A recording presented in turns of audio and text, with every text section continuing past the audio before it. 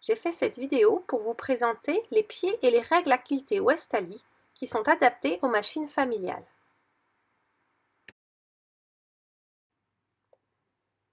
Quand vous quiltez avec les règles, c'est important d'avoir une table attachée à votre machine, car vous avez besoin de place pour pouvoir bouger vos règles.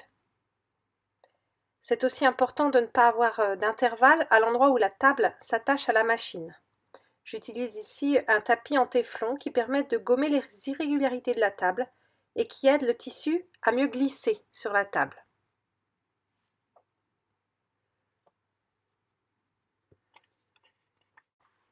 Quand nous avons dessiné ce pied à quilter, nous l'avons fait pour qu'il puisse piquer à 1/4 d'inch du bord, dans toutes les directions. Et donc la ligne de couture sera à 1/4 d'inch du bord de la règle.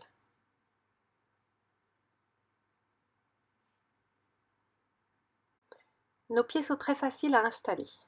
Ici, j'ai une machine Husqvarna, c'est une machine à tige basse. Si vous ne savez pas si votre machine a une tige basse ou une tige haute, regardez sur notre site ou consultez-nous par email. Ce que nous mesurons, c'est la distance entre le centre de ce trou, une fois le pied au plus bas, et le tissu. Si vous mesurez 1 inch, c'est une machine à tige haute, high shank, et si vous mesurez 1/2 inch, c'est une machine à tige basse, low shank.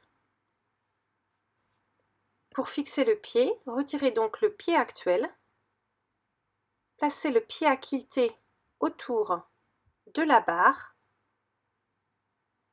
et vissez.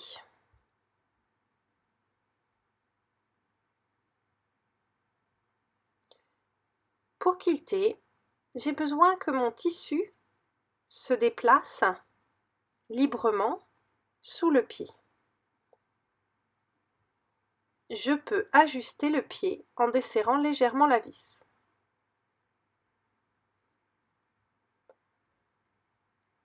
En fonction donc de l'épaisseur de mon patchwork, je vais descendre mon pied de biche et remonter ou abaisser le pied.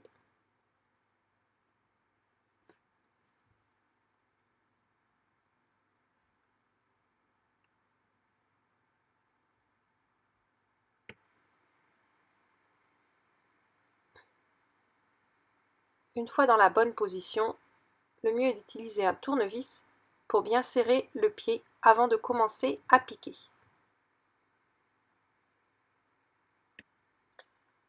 Comme nos pieds à quilter sont plus épais qu'un pied standard, il est impossible d'avoir à la fois l'aiguille descendue et le pied de biche remonté. À chaque fois qu'on veut relever le pied, il faut donc faire attention à bien relever l'aiguille. En effet, ici je vais descendre doucement mon aiguille manuellement et on voit bien que le haut du support d'aiguille bute dans le pied. Cela veut dire qu'il faut bien faire attention à chaque fois que l'aiguille est bien haute quand vous allez relever votre pied de biche.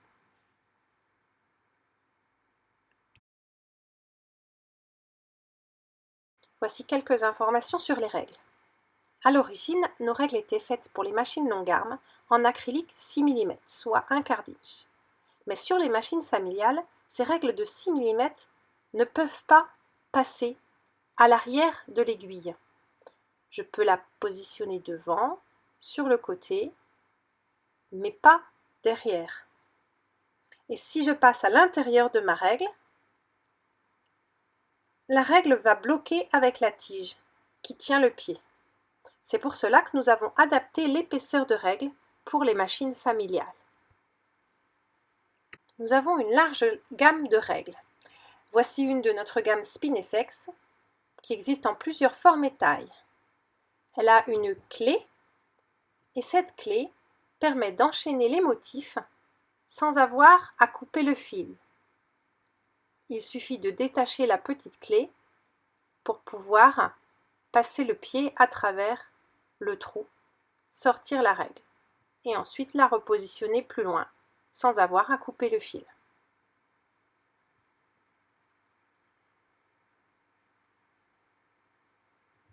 Voici une règle de la famille des motifs en cercle. Elle est fournie avec une punaise et elle a un petit trou On peut ainsi attacher la règle au patch. Et donc quand on va piquer à l'intérieur de la règle, on pourra faire pivoter la règle de manière circulaire autour de la punaise pour faire un motif de rosace.